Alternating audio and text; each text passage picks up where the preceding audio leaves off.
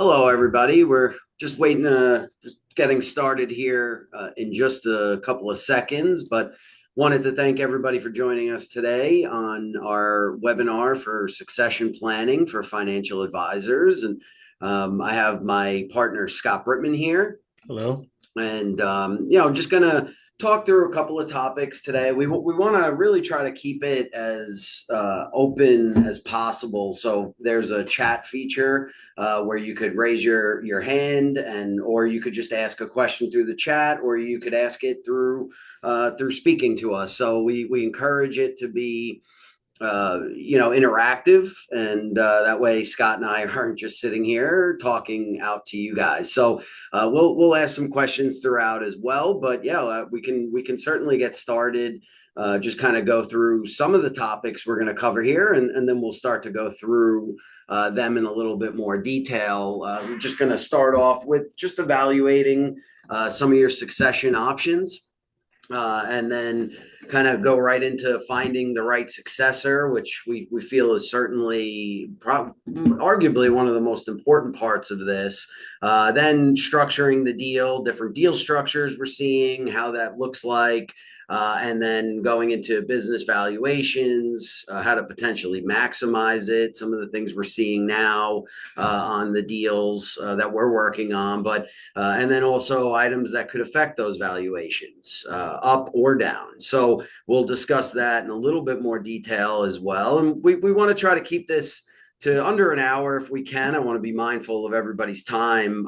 So we'll try to get through these topics as quickly as we can, and then answer questions throughout. And then at the end, just finish it off with a timeline, options for your succession: 2 years, 5 years, 10 years, what have you. So with that being said, we'll kind of get right into the first slide. So I'll get kind of started on some of the evaluating some of your succession options. I think there's really a few main ones and a couple of different ways as an advisor you can go with your succession plan. I think one of the first ones right here, identifying potential internal successors within the firm. So if you have a firm that has other advisors that might be younger, that you know and have a similar business, and you feel like they can take good care of your clients, that certainly is an easy way. You have a relationship with that person. Also, I think it just makes it easier not having to repaper a lot of times. And I think that's kind of one of the options there, that you could do internally. And I feel like that's always going to be most advisors' first choice, but it's not always a viable one, or one that's there. So that's something to think about. Another one is exploring some of the external options. Advisors either within your broker dealer or outside of your broker dealer, that are just with another firm, whether that's locally, or now with Zoom and video conferencing being more and more popular. I know they're geographically becomes less and less of a concern, but there are still people who really prefer to have somebody in their local vicinity that they can work with. So I think that that's one good option to have. And externals, whether it's a merger or sell and stay, sometimes it just opens up the potential. Like if you don't have anybody internally there that you feel comfortable about, sometimes having conversations with a few different advisors, a lot of people are going to say, I don't want to repaper, or even on the RIA side too, where that's less of a factor. And then merger or sell and stay for somebody who has a longer time frame. Sometimes looking outside could be and looking at full and partial acquisitions as well could be an opportunity, an option for you. One of the other ones, grooming a mentor, which we hear a lot about. And I think, what happens there, and it could be a good thing, it could be a bad thing. It can be a little challenging. If you have a son or a daughter or something like that, that's a little different. But bringing on a junior to sort of groom them to be your succession plan can work out very well. If you bring somebody in, it works out. You like them. The downside to that, I think, is that most advisors, when they're trying to formulate a succession plan, really don't want to have to train a new person. It's a lot of work for them. And then the other downside to that is that if it doesn't work out, let's say 2 to 3 years down the road, they either don't want to take the business over, or they don't like the business, or maybe they just don't like the situation. Now you're sort of stuck back at square one. So those are just some things and considerations as you're considering which way might be the best for you. And then obviously you have to assess the financial operational feasibility of each option. So can you get more money going externally with a new broker dealer? Yeah, sure. I mean, a lot of broker dealers are offering a lot of transition money now. And then, or is it easier operationally to just stay internally or stay with your broker dealer, and just weigh the pros and cons of that? So I'll give this over to Scott here, and he could kind of talk a little bit about finding the right successor. Yeah, I mean, finding the right successor, I always say, what are your must-haves in a potential successor? I always tell people, to make a list before you start, kind of getting into this and figure out, what are your, non-negotiable things, what's important to you in a transition, whether it may be, you want to stay within your broker dealer or clearing firm, or it may be something as simple as you want to be able to operate the website for the next year or so. So making a list of things that are non-negotiables for you, deal breakers, must-haves. That's a very important thing going in to think about before you start this process, and having or being prepared for that when you start to speak with potential buyers of your business is very useful for you to have set up prior to going into those calls and interviews. Does the personality of the buyer match up well with your clients? Obviously, very important. These are people that you've been dealing with for 20, 30 years. I'm sure a lot of you are consider these people your friends now. Is the personality of who's buying your book going to mesh well with your clients, or is it going to upset the apple cart? You want to make sure, especially with having a retention clause built into most of these agreements, you want to make sure that somebody is going to be able to keep these clients so that you do get paid out full value as well too. So it's very important. Does their investment portfolio match your investments? Obviously very important as well.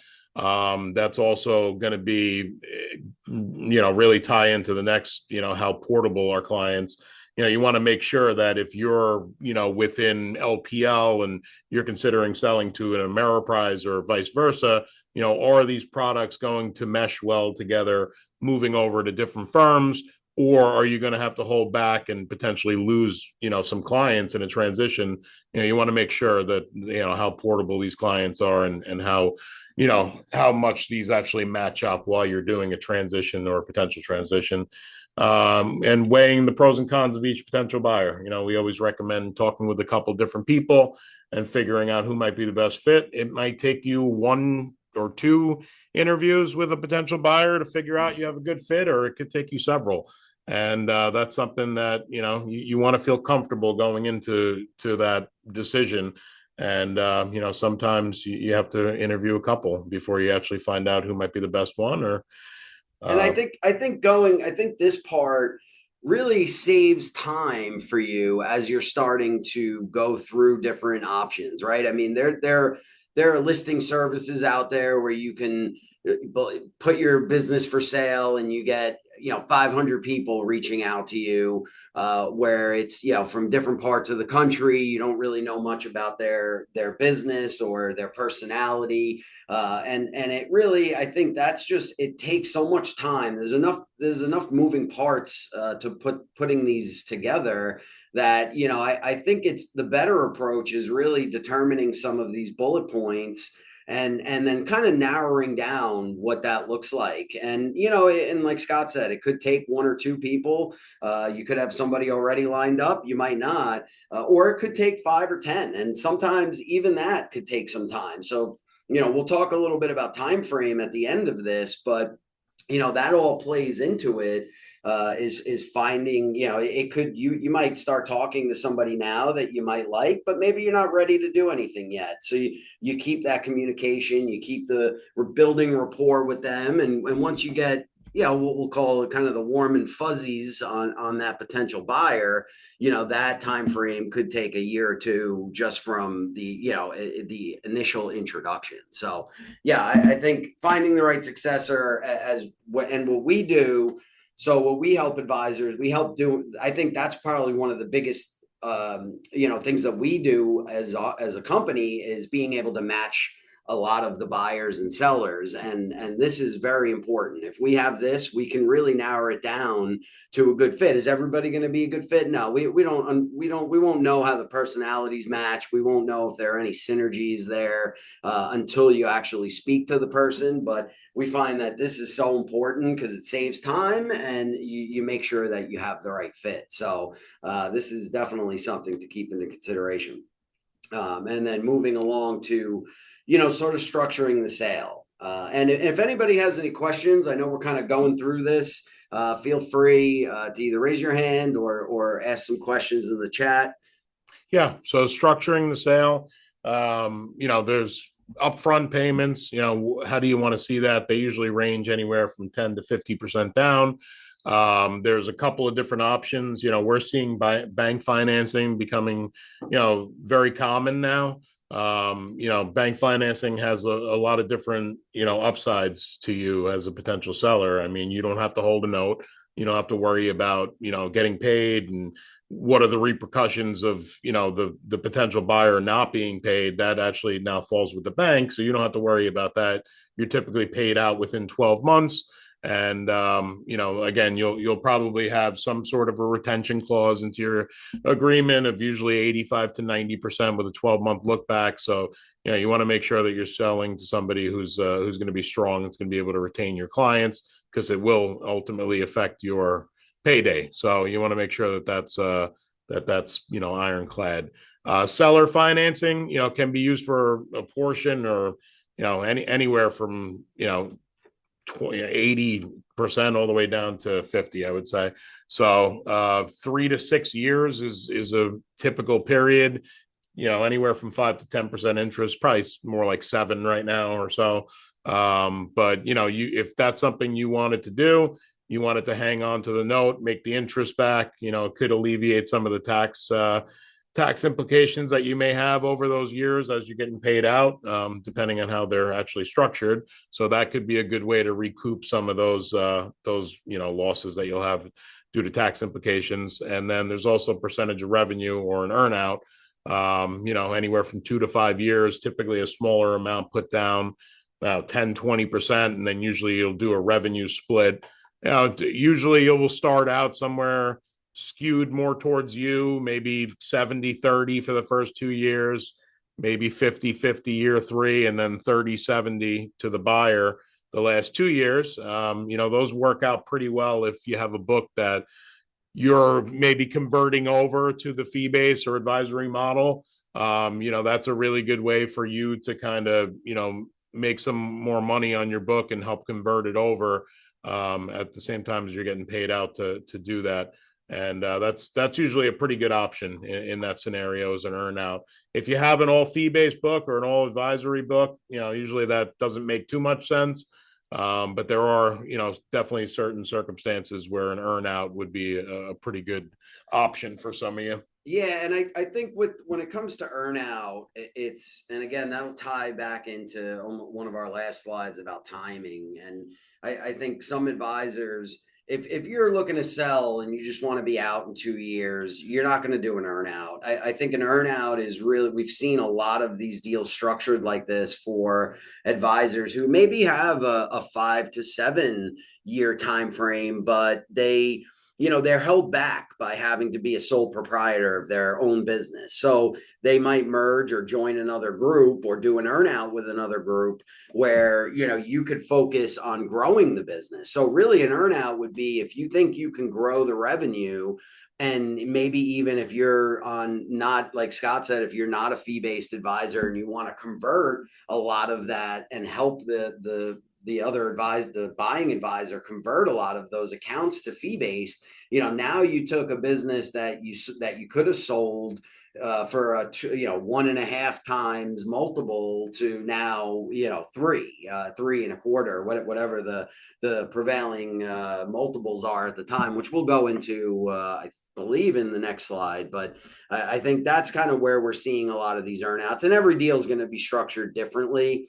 Even just the last two or three that we did here in the last month or so, we're all structured a different way, different upfront down payments, different bank financing, not bank financing. So these are just all ways as you start to determine what's going to be the best fit for you, which option you ultimately want to, or route, I should say, you'd like to go down with the structure of the deal. So, and these are all things we help with along the way as well. So it's definitely important. And really, what's good in today's market is the seller really holds the cards as far as how that deal is structured.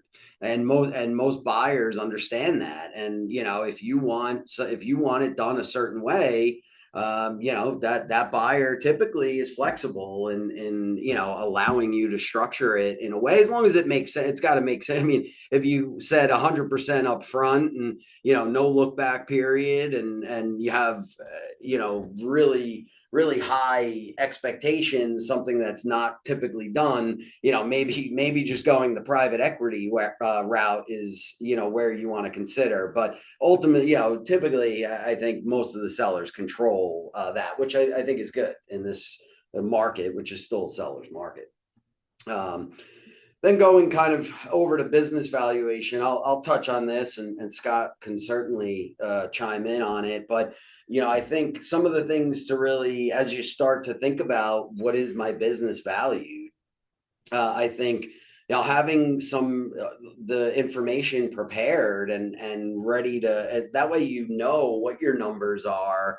P&Ls are always a good thing to put together. Revenue, commission reports from your broker dealer, or however you do your reporting, if on an RIA, and really just have as much of that. We do, and as part of this webinar, anybody who typically joins our webinar, we'll send out, and we'll send this out after, usually tomorrow, a replay copy for those who don't get to sit in on the whole thing or miss it, as well as a practice profile. So what the practice profile does, it's really a high level. It's a 2-pager, gives some information on revenue and client demographics, things of that nature. But these things are the P&Ls, the revenue breakdowns, possibly tax returns. Those are all items that you're going to need to have at some point, maybe not initially, but during the due diligence, certainly all great to have. The other thing is just, having your business valued in determining a fair price. I know there are a lot of broker dealers that are doing valuations. We've seen the broker dealers value the businesses on the lower side, more often than not. And we don't charge for our valuations. They're not certified, but we can pretty much give you a good idea of what you can expect in the open market. And I think that's a good, that way you have an idea. Most people have a number. You hear multiples thrown out there all over the place. So I think having a valuation done, and we could do them formally as well, not just the practice profile, but a lot of that information is from there. And again, we don't charge for that. So it's something to have. And again, it's not a 40-page report like some of these other companies are doing, and not certified, but we can give you a good range and a good idea of what to expect. Also, tax implications, capital gains versus ordinary income. We hear this a lot. I think what's good about most of the independent advisors is that a lot of these deals are structured with a capital gains in mind, not necessarily ordinary income. Ordinary income is more for the W-2 when they sell their practice. That's a lot of how those are structured, or the sunset agreements that some of the broker dealers offer. Some of the larger independent ones maybe not so much, but like the wirehouses, things like that. So you want to consider that. And I always and just to go down on the last part, to seek professional advice. So we're not accountants. So I always recommend, like, if we're putting together a deal and helping to facilitate it, we're there for structuring, support, valuation. But when it comes to structuring the capital gains, because it is state specific and everybody's situation is different, consulting your accountant for how that's done. But a lot of the buyers we work with have all structured their deals like that to minimize the tax implications on the seller. So a lot of them have really good methods and ways of how they've done that in the past. But always, my little disclaimer to always seek professional advice, because I think that always is going to be a good final overlook for somebody to look at that. Yeah, items that affect your valuations, recurring revenue. Obviously, fee-based advisory, is king right now. Advisory business is going anywhere from 2.75 to, I would say, 3.25 times multiples right now. It's probably the highest we've ever seen, to be honest with you. And it doesn't look like it's slowing down in terms of value. So, 2 times revenue on trails is very typical right now, and then transactional revenue can range anywhere from, honestly, 0 to 1 time. So really depends on what your book is, but fee base is obviously king right now. Client demographics definitely going to play a role into your valuation as well. What's the average age of your client? If it's under 70, that's usually a positive uptick in the evaluation. If it starts getting a little older, you may see a little downswing on the multiples. Location is another one. If your book is spread out all over, you may see really location doesn't affect it too much. But if it's spread all over and kind of making the advisor go all over for meetings, if it's not done by Zoom, you may see a negative impact on that, but usually not too much on location. Number of households is obviously a big one. If you have 50 million with 50 clients, that's going to be more valuable than a book that's 50 million with 300 clients. If it's nice and compact, average assets for your clients higher, you're going to definitely see an uptick in multiples at that point. Again, too many clients with low assets could be a detriment.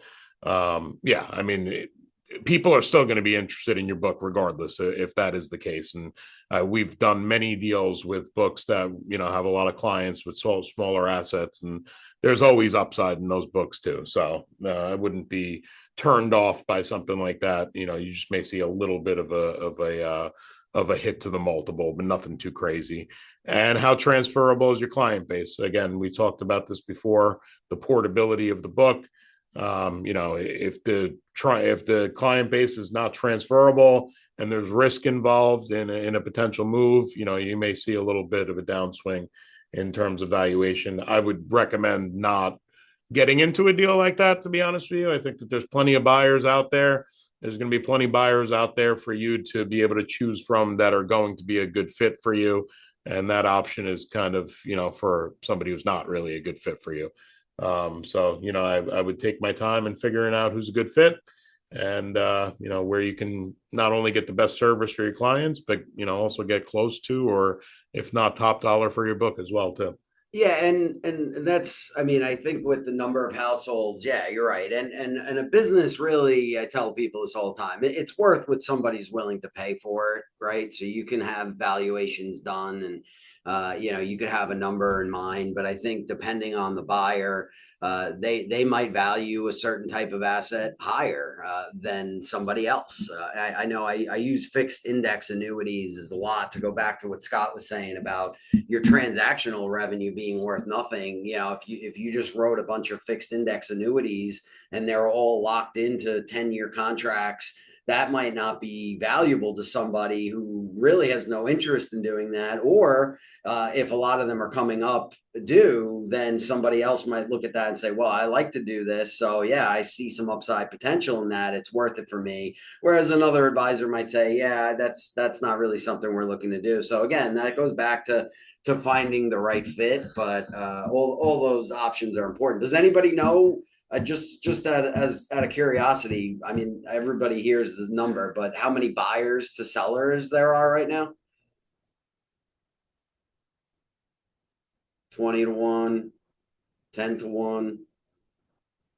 50, yeah, it's probably closer to 50 to 1, right? So again, like Scott was saying, there's plenty of buyers out there. That number changes depending on I mean, if you look at how many buyers are the right fit for you versus every seller, it's probably more like 10 to 15. But everybody's always looking to buy these businesses, and you know that there's an eight. The reality is the advisory population is an aging population. You know, depending on which report, you're looking at an average age of 59, 60 years old for a typical financial advisor. So there's definitely, and the DOL has always been talking about mandating succession plans. Some of them have already done it, but I think following that is also good to know. But yeah, it's a great time, I think, and everybody's a little uncertain about the upcoming election as far as what that'll do to the market.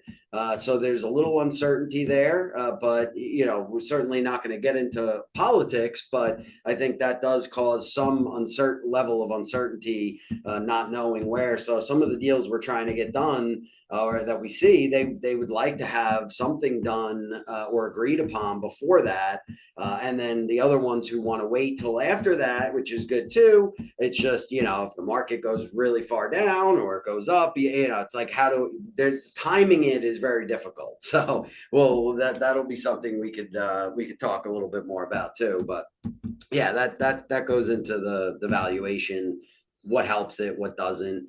So yeah, now really going into the succession timeline, Scott and I could kind of both hit on this, but I think it's important to establish a clear timeline. I think it's not a black. I mean, I've been doing this for 12 years now, and everybody always says 5 years out, right? And then that 5 years either could turn into two or it could turn into 10 or 15. So not many people know exactly or have a black and white date of when they want to leave, and that's understandable. But I think if you know you're within that 5 year time frame, or if you want to be out in two, I think that kind of helps as far as what how you want to structure the deal, and then also who you want to sell to. Some buyers, you know, just want you to sell your business and leave. Some buyers really prefer you to stay on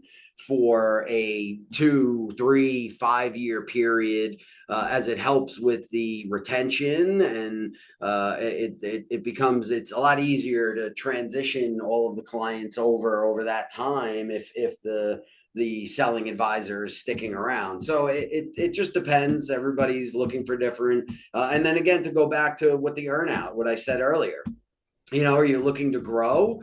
If you think you're at a point where, you know, I just had a guy who he liked to go out and do presentations, so that was his main thing.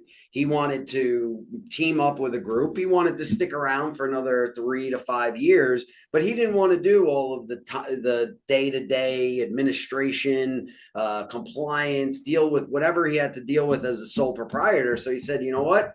I'll do this. This is how I'm going to bring in new business. This is going to be my main focus, and I'm going to do this for another 2, 3 years, so that I can help grow the revenue, and make my business valuable, which is not something he would have been able to focus on as a sole proprietor. And he knew he was in that 3 to 5 year time frame. So for him, something like that worked. But whether it's doing seminars or whether you like to go out to lunch with clients, or you know, depending whatever it is that you prefer to do, you could sort of drop some of those other tasks that are a little more time consuming, that maybe are holding you back from growing too. So it's different for everybody, but I think that gives you kind of an idea of whether an earnout is going to make sense for you, or whether it's just a regular structuring a deal to sell. The other thing is, you know, a contingency plan. Maybe that's all you need. That works well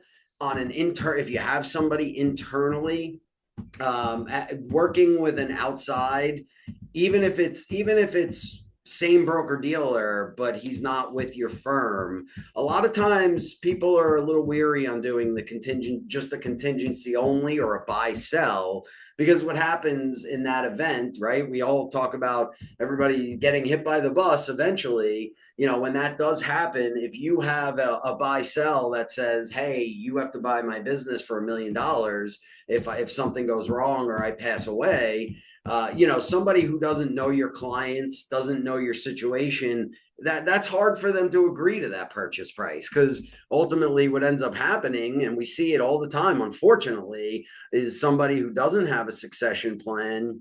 If something does happen, it ends up being a fire sale. Whether it's a spouse, I know if something happened to me, I know my wife certainly would not know how or probably be interested in running our business. So you don't they're going to want to sell it, and how strong those client relationships are with a spouse might not, that might be why a lot of times we see it as a fire sale, because something happens and they want to try to get some money out of it, and it ends up just you're not able to sell it for what it's worth, mainly for that reason. So a contingency plan is good if you just need something, you have somebody maybe in there, and we help with drafting up buy sell agreements, contingency plans as well. So we do a lot of with not only just matching buyers and sellers, but consulting and helping with paperwork, valuations, deal structuring, things of that nature. So it's all going to depend, and then ensuring that it's a well structured implementation process. How that's why a lot of the buyers that we work with in our network, a lot of them have already acquired a practice before, whether it's a small one, medium sized, big one. They've already done it, they have a process in place, so they have an idea of, hey, here's how we're going to, once this all goes through, here's how we're going to introduce our firm to your clients.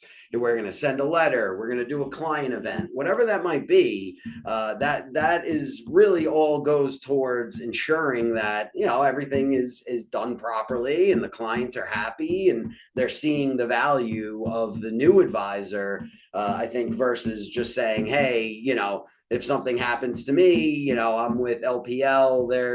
If I don't have something in place with them, they're going to just, my clients are just going to go to some of the local agents and advisors there, and get dispersed out, not necessarily a hand-picked person. So I tell people that all the time. Probably one of the more important reasons of why having a succession plan is important. And, finally, just about us, a little bit about Compass. We're a consulting firm. We specialize in acquisitions, succession planning for advisors across the country. We're specific on advisors. That's the only businesses we work with. We help facilitate the deal. Basically, we make the introduction. If you wanted us to go out and look for somebody for you, or typically per territory, we have one or two buyers that we work with right now, and are able to introduce you to a strong buyer off the bat if you don't have somebody set up. Typically what we look for in a buyer is, like Joe was saying, somebody that has done this before, somebody that has acquired books that can show a proven track record of transition and, keeping clients and so on. People that are financially capable and have built a good book for them and have capacity to bring on additional clients and advisors. And that's something that we all look at when we bring buyers into this program, as successful. We provide a bunch of different services. We have an active search program for our buyers where we go out and look for opportunities for them. We also have, resources for sellers who may already have somebody picked out. We do offer consulting services. We offer valuations, whatever you may need from us, we're pretty much can help you guys, along the process. But the matchmaking is kind of our bread and butter. So if you don't have something set up and, are looking to, we don't lock you in. We don't charge the seller in their transaction at all. The buyer is actually the one who pays our commission. So everything is free of charge to you. And, we do everything from legal documentation to, helping structure the deal, negotiating price, everything like that. Yep. Yep. So I mean, that's basically the presentation as a whole. And I know it seems like maybe it's just a Thursday after Labor Day here, but it seems like we have a pretty light crew as far as any questions or anything like that, which, that certainly we can be more mindful of everybody's time and probably end this a little bit earlier today. But overall, certainly feel free to contact us if you have any questions. We could answer anything offline. Again, we're going to be sending a practice profile out to everybody as well as the replay. So a lot of times we'll have people reach out and just kind of get a sense of what their business is valued and talk through a little bit more about their own situation, what they might be looking for. And like Scott said, our services are not fee services for the seller. So it's the buyer is paying on not only a purchase price, which I think aligns us in a sense with the seller. Like we don't want to lock any of the sellers in. I don't see a need for it. I feel like we have a really quality group of buyers that, hey, if you don't like any of them, then you don't have to go with any of them. I'm not going to force you to sell to somebody that's not the right fit. But I think the matchmaking, as we've said, is really important and what we do well. So feel free to reach out to us and happy to send any other information. And I look forward to hearing from you. Scott and I will most likely be reaching out just to follow up here over the next week or two. But yeah, we look forward to speaking with you. Looks like we do have a question. Oh, question. Okay. Sell a licensed BD for an RAM firm? So yeah, so are you saying, and this is we have an anonymous here, just so selling a broker dealer to an RIA firm. Yeah, I mean, if you buy a broker dealer, you got to maintain it as a broker dealer. So if you're an RIA only, a lot of folks maybe won't want to get involved with the broker dealer side, although some of them would. I mean, I think having a hybrid relationship, which some of the folks we work with do, some of them don't, is good for potential onboarding acquisitions or just having a variety of products to be able to offer. He's saying selling an advisory practice currently with a BD to an RIA firm. Yeah, Ah, I mean okay. you could run into some issues with that. Specifically if clients, if you have clients that have, commission-based products as well as, advisory products, you may run into an issue where they may not be able to take over some of the products to them. So you want to be careful with what you're doing with that. If you're converting everything over to advisory or fee-based model, then yeah, that could be not a problem at all. You just want to make sure that portability is there Yeah. for the products that obviously an RIA can't handle. Yeah. And I think, I mean, if it's a broker dealer advisor who is all fee based, I think those are a lot easier to be able. If you're an RIA as a buyer, I think it's a lot easier to be able to take those and acquire those than if you're a broker dealer that has 50% fee based and 50% either annuities or just some different products that may or may, like Scott said, be portable. Yeah, and then said it fee-based fetching. Now fee so advisory or managed money right now is you're seeing multiples anywhere from 2.75 to 3.25 times. Yeah. Trails is more like 2 times revenue. Yeah, so like annuity trails, 12B1 fees, even some insurance, anything that's recurring revenue is typically going to you're typically looking at a 2x multiple, typically, not all the time. But those are a little bit lower than something that's in a wrap account or advisory. Those are what are seeing the highest multiples right now. But it depends on how your book is broken down, and you could break it down into each individual asset. Then we have another question here. Do we have RIA buyers. Yeah, we do. We have RIA buyers that don't have any BD affiliation. We also have RIA buyers who have a hybrid type setup, which I think some of they don't necessarily push product on people as an RIA, but they might have a BD affiliation just to onboard transitions and acquisitions. But yeah, we work with all different types of RIAs across the country. So some people want somebody that has a hybrid. Some people want somebody who is just an RIA only, and it may be they clear through Schwab or Fidelity or whatever the clearing firm is they use. That'll make it a lot easier. But if it's a big enough practice on the RIA, a lot of the RIA buyers, if they clear all their assets through Schwab and you have Fidelity, they may be, if it's 100 million or 50 million, if it's a decent size, they may be willing to also take on that relationship with Fidelity so that you don't have to repaper. And you may see somebody like PKS is a good example of an RIA friendly BD where they don't touch anything in regards to the RIA. And a lot of buyers these days will have something like that set up where they can have a true RIA, but have that backing of a BD in case they do need to make an acquisition that has some of those brokerage accounts so they can house them there. And they're two completely separate entities. So if you had a similar setup like that, I would look for somebody within a PKS, within an LPL. The LPL is pretty good with that too.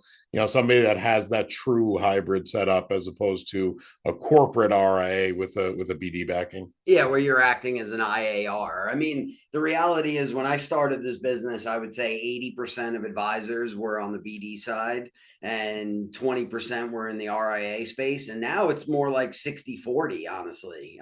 So we've seen a lot of people gravitate over to the RIA space for many reasons, but still work with a ton of broker dealer advisors, specifically with some of the bigger broker dealers, LPL, Raymond James, Commonwealth.